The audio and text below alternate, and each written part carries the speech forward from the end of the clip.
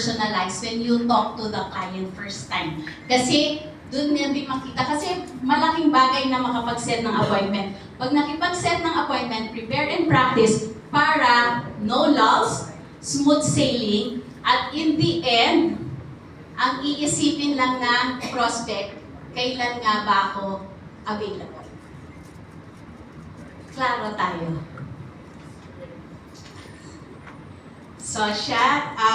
So fill up our calendar with appointments around our priorities. Yun yung maganda dun sa trabaho natin. We don't have a strict schedule. Natatandaan ko, I have 4 kids. Ang gagawin ko, hatid ko lang sa school yung mga bata, tapos in between, magko-call na ako. So yun yung maganda. We work around our priorities. Kasi, di ba, ewan ko, marami ba dito, kaya nandito to have flexible time? Oo. So yun yung maganda. So we can set appointments around our priorities. Tapos when we set an appointment, we need not to sound begging. Pwede nyo sabihin, or I'm part of this mentoring program. We need an exercise. Exercise to be able to present, pero promise, no commitment naman on your part. So what we will sell is the appointment setting.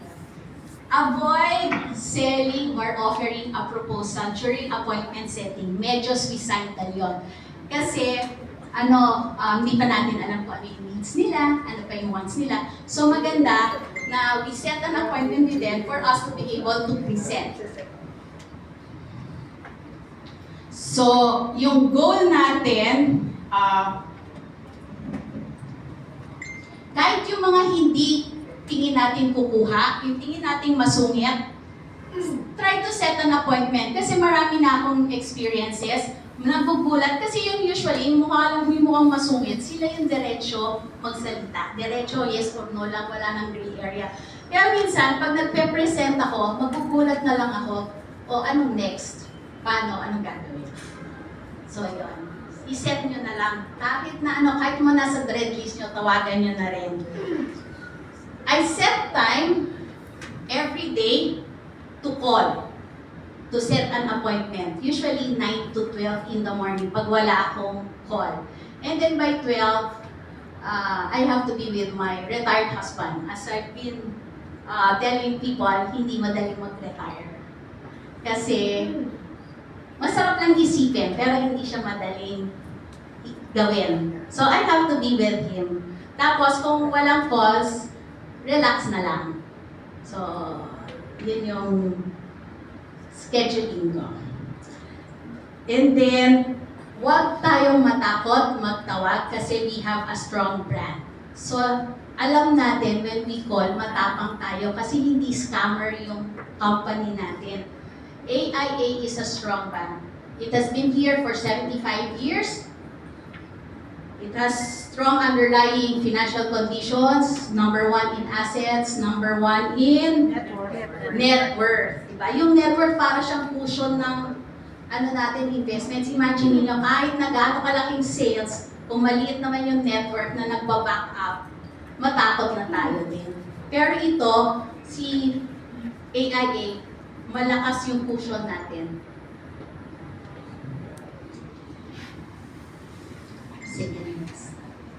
On to the next, to the presentation. So, ito na. Ito na yung big win natin. Yung door that was closed has already been opened.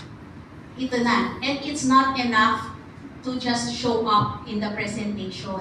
Kailangan natin mag-prepare, practice, and improve and study the products that we have. Para pag nag-present tayo, tuloy-tuloy na tayo. We have that confidence na kahit ano pang sabihin ng client, meron tayong ma-offer na products.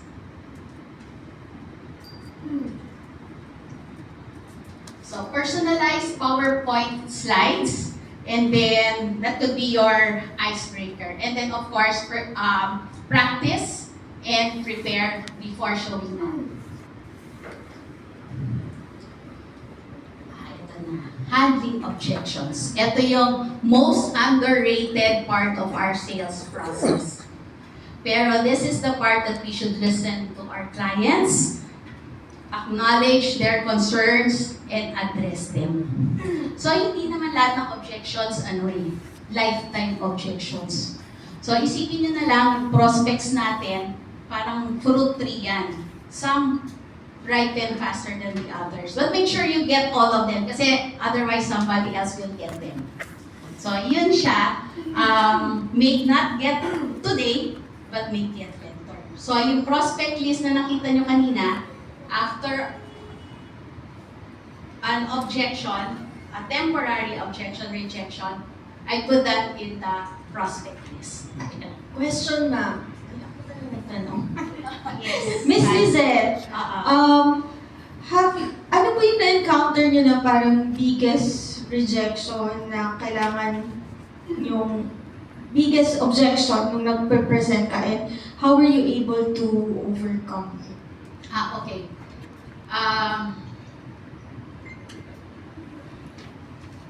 Ganito lang yan. Parang any objection, feeling ko na address ko siya. Pero, ang biggest pa rin talaga, yung hindi siya kukuha. Pero during the time na nag-object kayo, listen lang. Pero hindi tayo makikipag-debate. Makikinig lang tayo. And then, kung ano nag-object, magbigay ka nga ng example ng objection. Sabihin natin, no money. No money, ma'am. Sige, no money. Hindi, sa appointment pa lang, ma-recheck na tayo nun. Hindi, sige, magbigay nga kayo ng biggest rejection nila during... Yeah, challenge natin si Miss Lizette. Bata pa ako, hindi pa kailangan niya. Malakas pa. Okay, sige, bata pa kayo. Usually, pag ganyan, okay lang. Sasabihin mo, bata pa. Acknowledge nyo lang. And then go on with your presentation. Tapos makikita na niya, kasi pag ganun kasi may rejection or objection at the start, kasi hindi pa nila alam kung ano yung i-offer natin. So tuloy lang, pero address nyo lang, i-acknowledge nyo lang na yun yung concern niya, na bata pa ko, and then when you're presenting, i-highlight natin the value of the services that we provide to that young one. So makikita nila, marami tayong products na pwede yan eh. Tapos mag-grow ka with their investment, tapos yung possible magkakapamilya nila. Marami tayong benefits in our products na makakaya ma-address yan. In the end, doon niya maiisip, makakalimutan na niya kung ano yung objection niya kasi na-present natin yung features na magaganda sa products natin.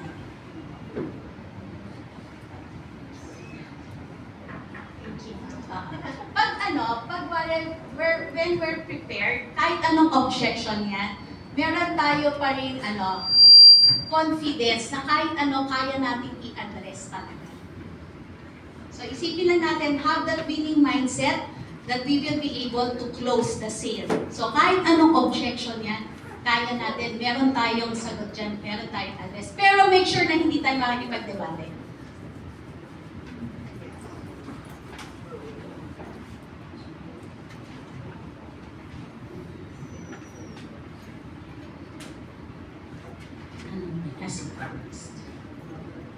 Ito, closing stage. Ito na yung decision na ng client to move forward. Pag may closing stage, ito, papakita ko lang sa inyo, I have a different tracker for my activity management. It looks like this.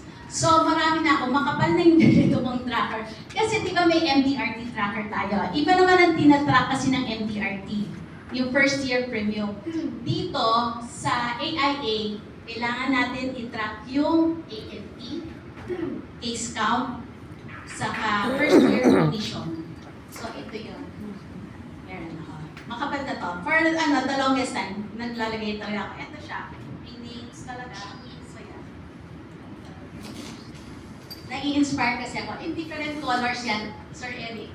Different colors talaga yan. Kasi nai-inspire ako. So, I have my colored pens all the time. Anywhere. Dito, sa bahay.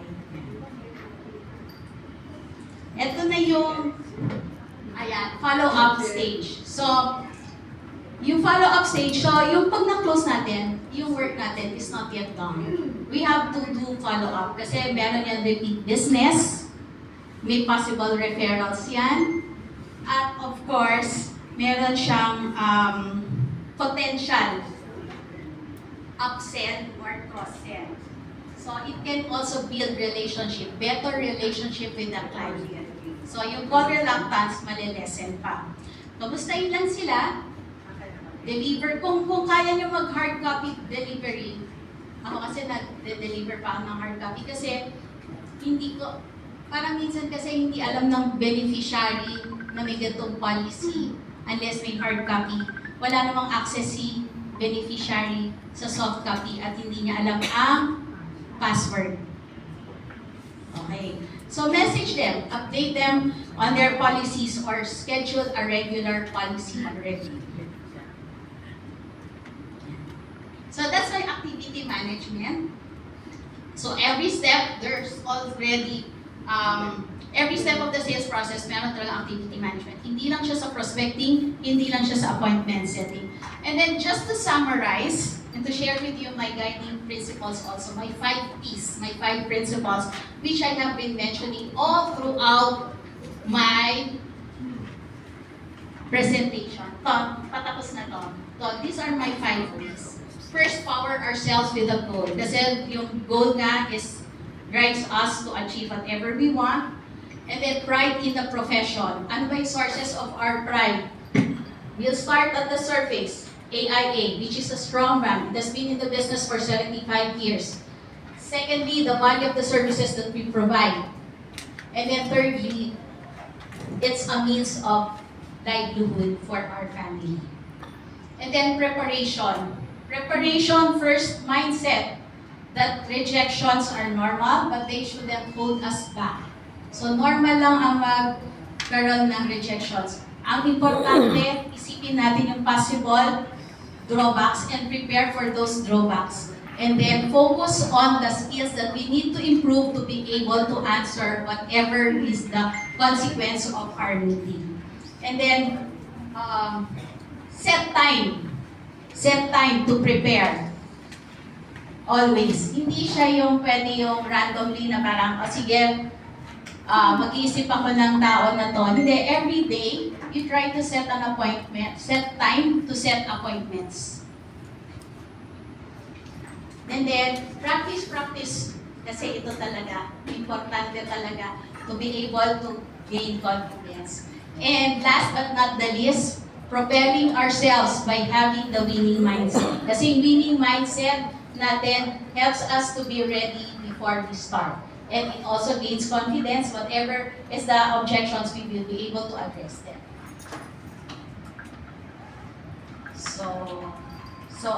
Okay. So, not underlying everything, of course, is the power of prayer. So that's it. So hopefully I can see you in the